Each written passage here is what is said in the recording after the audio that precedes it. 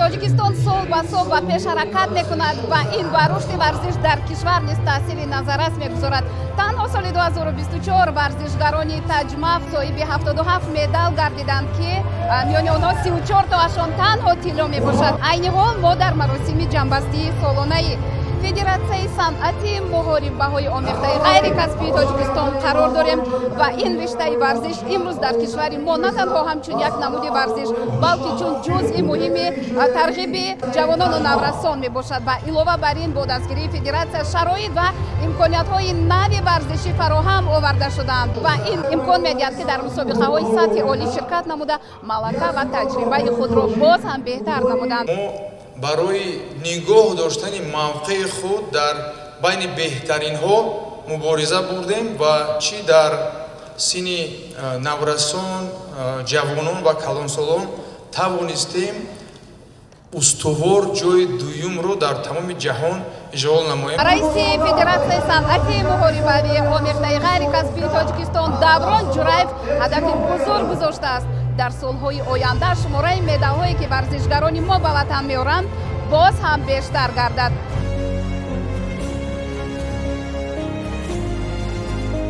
илова бар ин бо дастгирии федератсия шароит ва имкониятҳои нави варзишӣ фароҳам оварда шудаанд. албатта миннатдории худро ба президенти ҷумҳурии тоҷикистон, ба раиси шаҳри душанбе, ба кумитаи кор бо ҷомоа ва варзиши назди ҳукумати ҷумҳурии тоҷикистон баён менамоем, зеро ки бо дастгирӣ ва ҳамкории бо мақомоти ваколатдор мо тавонистем ба чунин натиҷаҳо ноил гардем. дар чунин маросимҳо таҷмав на танҳо дастовардҳои солонаро ҷамъбаст мекунад, балки ҳадафҳои нав барои рушди минбаъдаи санъати омехтаро низ муайян месозад. кумитаи миллии олимпии тоҷикистон федератсияи санъати муҳорибаи омехтаи тоҷикистонро эътироф намуд ва мо нақша дорем ки дар бозиҳое ки дар соли 2025 дар шоҳигарии Баҳрейн баргузор мегардад дар бозиҳои олимпии Осиё ширкат варзем. мақсади асосии ҳам федератсияи байналмилалии IMF ҳам федератсияи таҷмав дар он аст ки намуди варзиши санъати муҳорибаи омехта ба намудҳои олимпӣ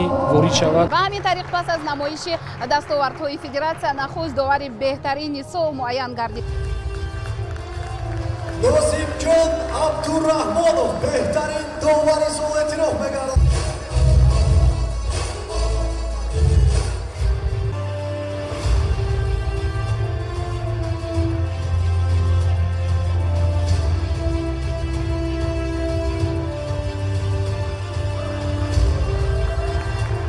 Дилшод Шобеков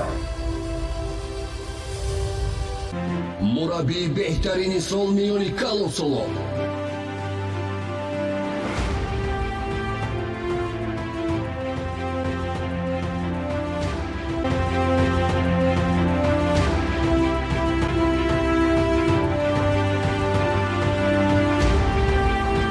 ҳамчун варзишгар, ҳамчун аъзои дастаи мунтахаби ҷумҳурии Тоҷикистон аз федератсияи таҷмав миннатдории худро аввалин дараҷа ба пешрои муаззами миллат президенти ҷумҳурии Тоҷикистон мерасонам, зеро ки маҳз кӯшишу ғамхорӣ пайваста ва ҳамаҷонибаи онҳо мебошад ки мо имрӯз дар як давлати осоишта қарор дорему ҳамаи шароитҳоро дорем ва миннатдории худро ба муҳтарам Рустам Эмомалӣ раис шаҳр мерасонам ва раиси федератсия ва устодону доварон мерасонам ки дар ҳамаҷониба дастгирӣ менамоянд, ғамхорӣ мекунанд ва дар охири сол бошад чунин чорабиниро баргузор карда моро қадрдонӣ менамоянд.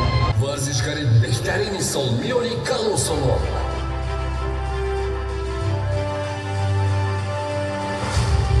Yoqubjon Safarov беҳтарин варзишгари сол. соли 2024 дастовардҳо хеле хуб буданд. ман дар чемпионати Осиё аз намуди амма дар давлати Камбоҷа иштирок кардам. боз дар чемпионати Осиё аз намуди ММА яъне дар ИМАФ иштирок кардам, сазовори медали тилло гаштам ва охирон дар чемпионати ҷаҳон ки баргузор дар давлати Ӯзбекистон баргузор гашт, дар он ҷо низ сазовори медали тилло гаштам. маҳз бо ҳамин натиҷаҳои худам маро имрӯз дар ин маросим беҳтарин варзишгари сол донистам. бо дастгирии федератсия шароит ва имкониятҳои нави варзишӣ фароҳам оварда шуданд. мо дар ин ҷо дар ин чорабинӣ либосҳои худро яъне бренди худро бо номи таҷмаф пешниҳод оварда ба намоиш гузоштаем. яъне молҳои мо тӯли 4 сол аст дар ҷумҳурии тоҷикистон дар ҷумҳурии ӯзбекистон ине ки мебароянд ва хеле сатҳу сифати хуб доранд. варзишгарони мо бо ин либосҳо дар мусобиқаҳо яъне сатҳи байналмилалӣ ҷумҳурии тоҷикистонро муаррифӣ менамоянд.